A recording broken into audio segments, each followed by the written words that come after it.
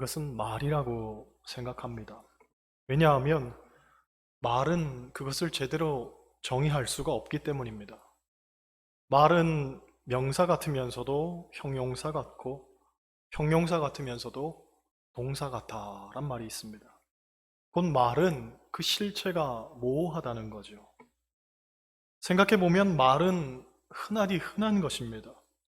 그래서 철학자 니체는 사람의 인생에 있어서 말이 약 3분의 2를 차지한다고 했습니다.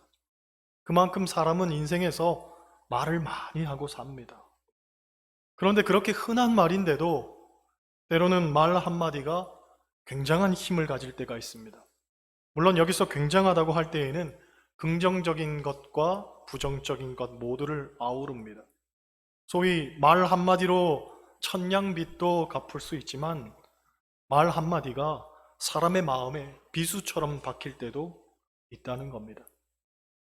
그런데 더 큰 문제는 말은 객관적이지도 않고 객관화할 수 없다는 데에 고민이 있습니다. 곧 상황에 따라, 사람에 따라, 경험에 따라, 기분에 따라 다 다르게 반응하는 것이 말입니다. 그래서 같은 말인데도 응답이 다르고 좋은 말인데도 감정이 상하고 사실을 말했음에도 불구하고 누군가에게는 용납이 안 되는 이 난해한 상황들을 우리가 직면하게 되는 겁니다. 어떤 집사님이 시어머니를 모시고 살았는데 하루는 집에 친구가 놀러 왔다고 합니다.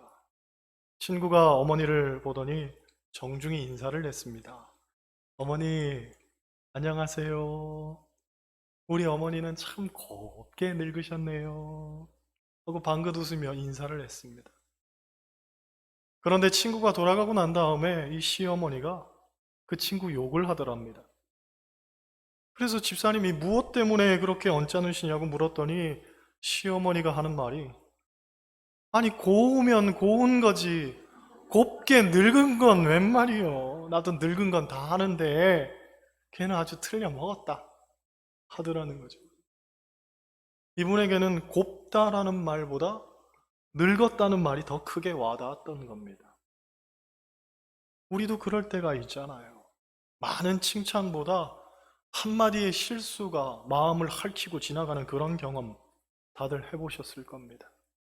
특히나 부부 사이에서 그런 일은 비일비재합니다. 겨울이 다가고 이제 봄의 문턱에 서 있습니다. 이맘때쯤이면 여자분들은 옷 걱정할 때입니다. 여보, 봄이 왔는데 입을 옷이 없네. 원피스 하나 살까봐. 그러면 남편이 아, 그래? 가서 하나 사 입어. 적당히 싼 거 사지 말고 하나를 사도 좀 좋은 걸로 사 입어. 그러면 얼마나 좋겠습니까마는 보통의 남편들은 이렇게 말합니다. 천지가 옷이야.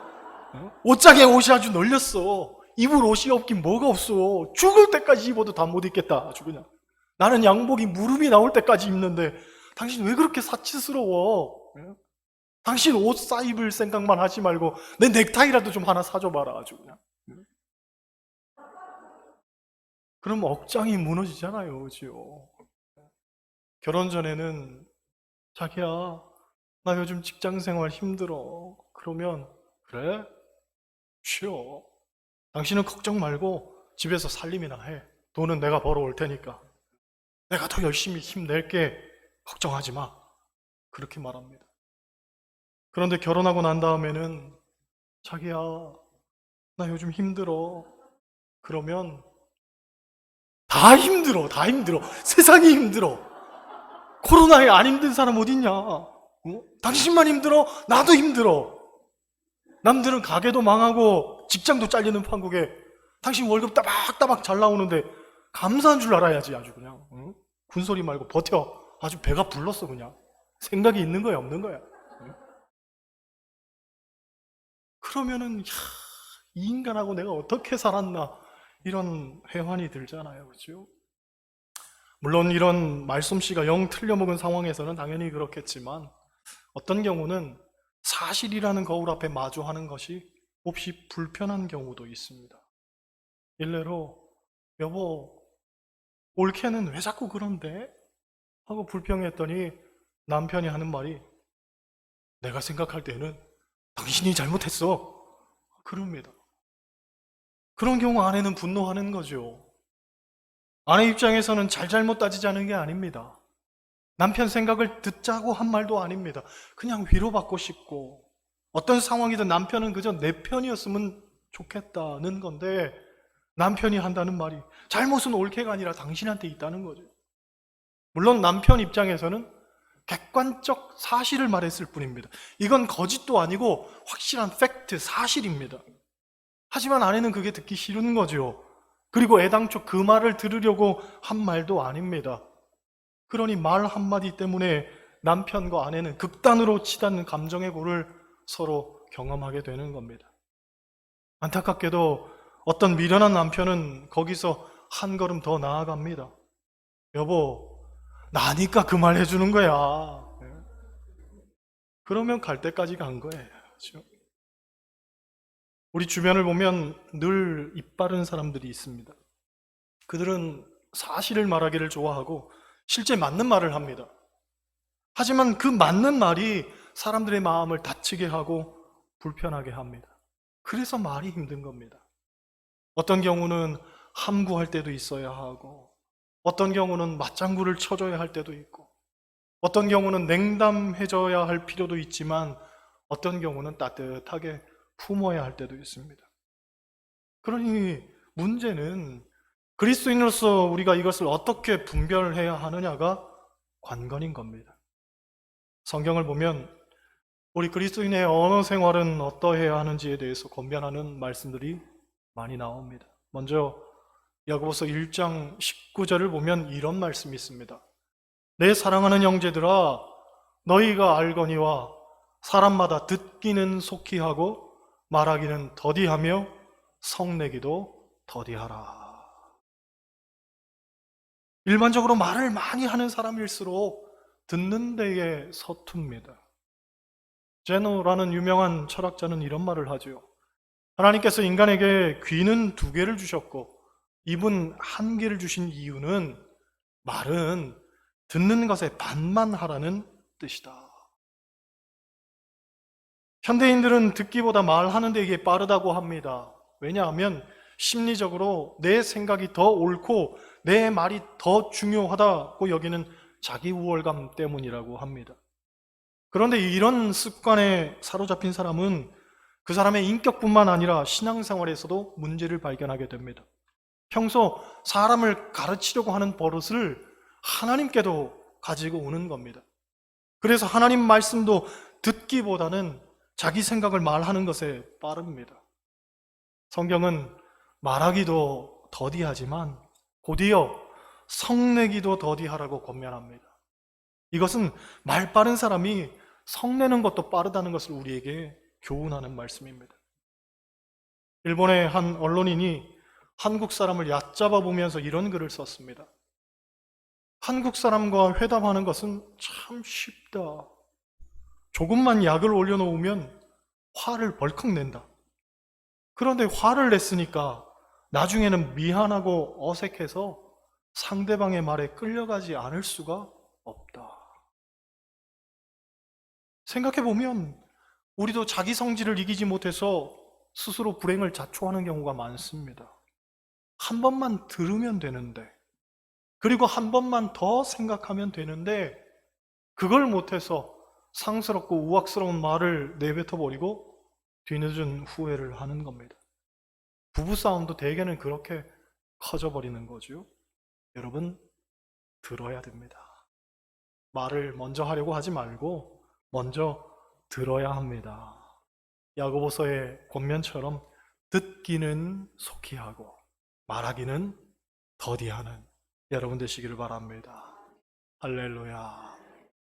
둘째로 오늘 본문 골로새서 4장 6절을 보면 너희 말을 항상 은혜 가운데서 소금으로 맛을 냄과 같이 하라고 말합니다.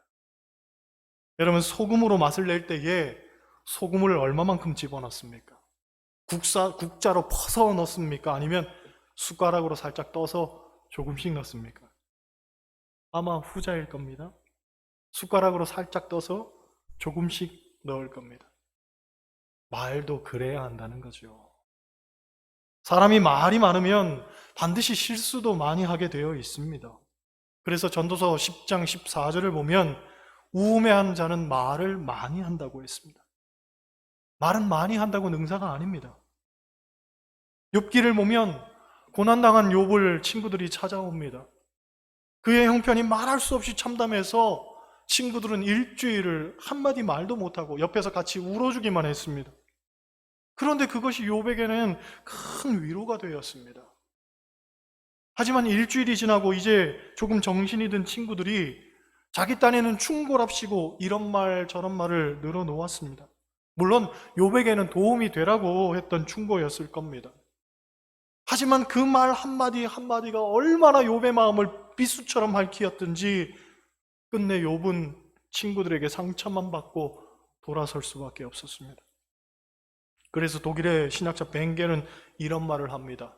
욥기의 경우야말로 훌륭한 위로자가 어떻게 정죄자로 바뀔 수 있는지 가장 잘 말해준다.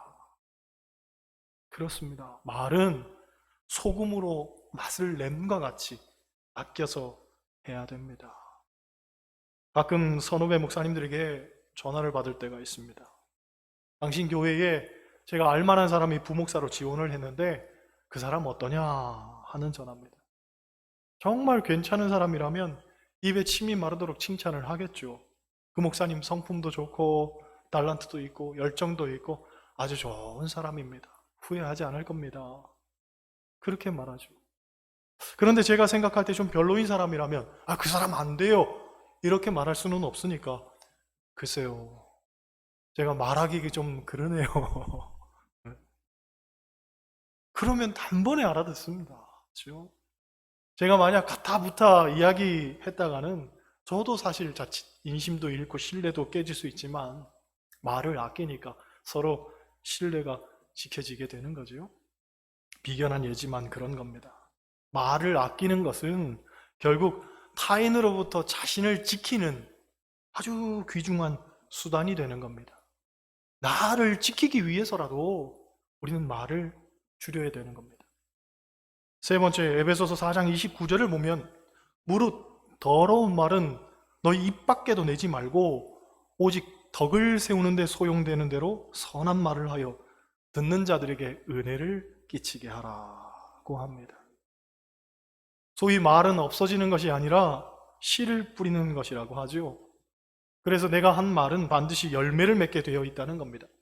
물론 그 열매가 달콤하고 좋은 것일 수도 있지만 때로는 썩고 냄새나는 것일 수도 있습니다. 그것을 우리에게 여실히 보여주는 내용이 출애굽기에 나옵니다. 이스라엘 백성들이 광야에서 40년을 떠돌다가 이제 가나안 땅을 목전에 두고 정탐꾼을 파견합니다. 총 12명의 정탐꾼을 파견을 했는데 의견은 둘로 갈라지죠. 여호수아와 갈렙은 저들은 우리의 밥이다. 하나님이 숟가락 떴으니 우리가 먹어치우자. 우리가 저 땅을 취하자 하고 주장을 합니다. 반면 다른 10명의 정탐꾼들은 안 된다고 하죠. 장대한 저들에 비하면 우리는 메뚜기와 같아. 감히 저 땅을 우리는 넘볼 수가 없다. 그렇게 말합니다. 결국 긍정의 말을 했던 갈렙과 여호수아는 가나안 땅에 들어가지만 부정적 말을 했던 이들은 하나도 가나안 땅에 들어가지를 못했습니다. 그런데 중요한 건 이 부정적 보고를 했던 10명의 정탐꾼 이름이 성경에 나올까요? 안 나올까요? 안 나올 것 같지만 나옵니다. 다 적혀 있습니다. 하지만 왜 우리는 여호수아와 갈렙밖에 모르느냐? 그것은 부정적인 사람은 잊혀진다는 거죠. 부정적인 사람은 기억되지 않습니다. 민수기 14장 28절을 보면 이런 말씀이 있습니다. 여호와의 말씀에 내 삶을 두고 맹세하노라.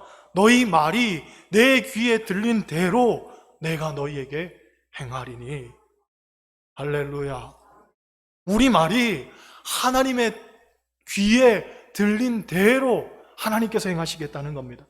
결국 내 삶은 내 말의 열매인 거죠.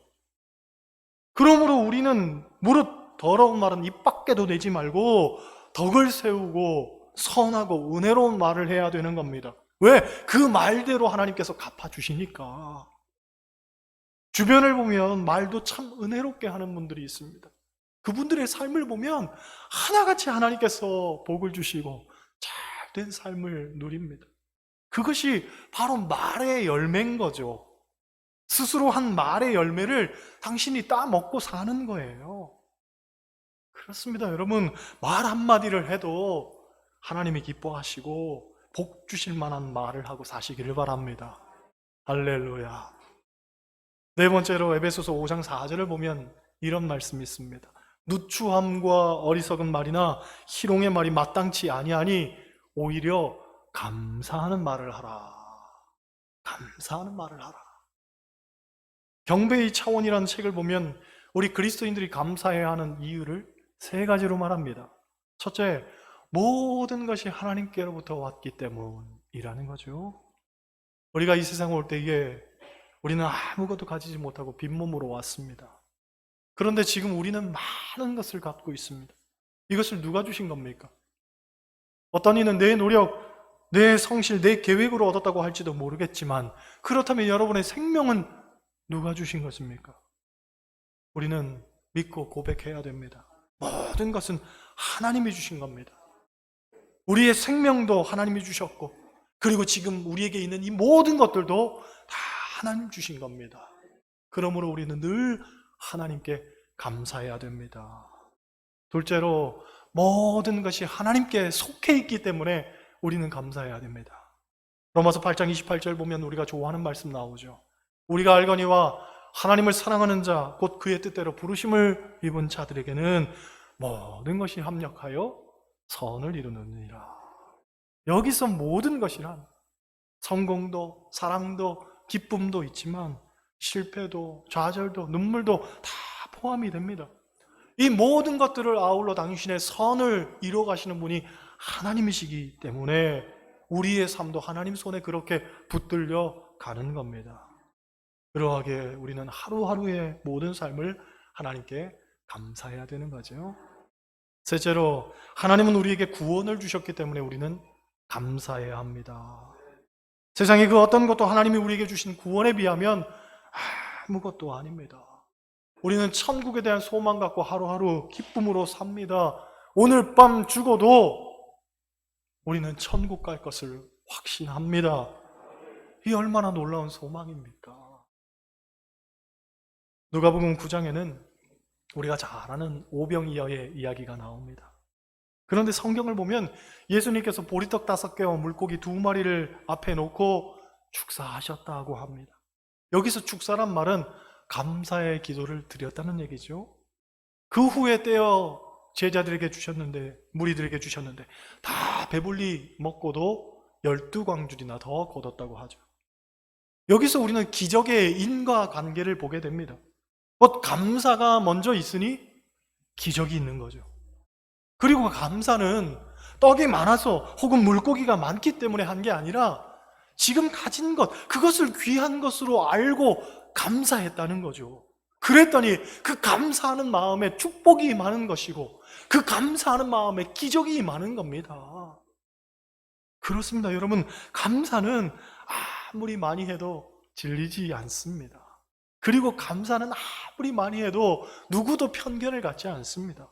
또 감사는 누군가를 교만하게 하지도 않고 감사는 누군가를 상대적 박탈감이나 절망의 수렁으로 빠뜨리지도 않습니다. 감사는 모두에게 행복과 기쁨을 주는 말입니다. 그렇기 때문에 성경은 우리에게 누추하거나 어리석은 말 하지 말고 오히려 감사하는 말을 하라 하고 권면하는 겁니다. 할렐루야.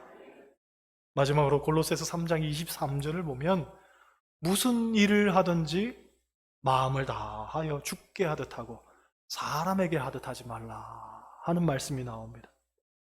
여기서 무슨 일을 하든지 라고 할 때 그 가운데는 말도 있다고 봅니다. 모두 우리는 말하는 것도 주께 하듯 해야 됩니다. 일반적으로 사람은 말에다가 자기 감정을 싣는 경우가 대부분입니다. 그래서 좋은 사람에게는 좋은 말이 나가지만 싫은 사람에게는 싫은 말이 나가게 됩니다. 게다가 말은 내 감정의 지배를 받기도 하지만 때론 타인의 감정에 따라서 옳고 그름이 생기기도 합니다. 즉, 나는 좋은 의도로 이야기를 했는데 듣는 사람의 감정이 상해 있으면 그 좋은 말도 곡해시켜서 받아들인다는 거죠. 그래서 내 좋은 말이 결국은 상대방에게는 나쁜 말이 되어버리는 비극을 맞게 되는 겁니다. 그렇기 때문에 우리의 말도 하나님이 붙들어 주셔야 되는 거죠. 먼저는 내 감정에 휘둘리지 않도록 붙들어 주시고, 다음으로는 상대방의 감정에 따라 변질되지 않기를 또 기도해야 됩니다. 그런데 중요한 것은, 만약 우리가 예수님과 대화를 나눈다고 가정할 때에 우리는 예수님께 어떤 말을 하겠습니까? 아마 나쁜 말 하는 사람은 한 사람도 없을 겁니다. 그렇죠? 다들 공손하게 예의를 갖춰서 최대한 예수님의 기분을 배려하면서, 게다가 예수님 마음에 들도록, 또 예수님이 기쁘시고 즐겁도록 그렇게 우리는 말을 할 겁니다. 그런 거죠. 결국 말도 그 사람의 습관이나 배움의 문제가 아니라 마음의 문제라는 거죠. 마음의 문제. 예수님처럼 생각하면 좋은 말이 나오는 거예요. 그렇지 않으니까 나쁜 말이 나오는 거죠. 여러분, 말은 하나님이 사람에게 주신 특권이자 축복입니다. 그러므로 우리는 이 말을 가지고 하나님께 영광 돌릴 수 있어야 합니다. 말로 상처 주고, 말로 비수를 꽂고, 말로 사람을 절망에 빠뜨리면 안 됩니다. 그리스도는 오히려 말로 사람을 살리고, 말로 희망을 주고, 말로 하나님을 만나게 해야 됩니다. 요한복음 8장을 보면 음행 중에 잡힌 여인을 바리새인과 서기관들이 끌고 예수님 앞에 오는 장면이 나옵니다. 그들은 말하죠. 선생이여, 이 여자가 간음하다가 현장에서 잡혔나이다. 모세는 율법에 이러한 여자를 돌로 치라 명하였거니와 선생은 어떻게 말하겠나이까? 어떻게 말하시겠나이까? 하고 묻는 그들에게 예수님은 한 말씀도 하지 않으시고 오히려 땅에다 무언가를 쓰십니다. 그리고 난 다음 한 말씀 하시죠. 너희 중에 죄 없는 자가 돌로 치라. 예수님이 무엇을 쓰셨는지 성경에는 기록되어 있지 않지만 성경학자들은 아마도 예수님이 거기 모인 사람들의 죄를 하나씩 썼을 것이다 라고 추측합니다. 왜냐하면 다시 땅에 무언가를 쓰셨을 때에 모인 사람들이 양심의 가책을 느껴 다 도망을 갔다고 말하기 때문입니다. 비로소 예수님과 음행한 여자 둘만 남았을 때에 예수님은 그 여인에게 말씀하십니다. 나도 너를 정죄하지 아니하노니 가서 다시는 죄를 범하지 말라. 여인에 대한 이야기는 거기서 끝맺습니다. 그런데 그 후 여인의 삶은 어떠했을까 우리가 생각해 본다면 아마 가서 다시는 죄를 짓지 않으려 그 죄와 싸우면서 정결하고 깨끗한 삶을 살지 않았을까 위로 짐작해 봅니다. 그렇습니다.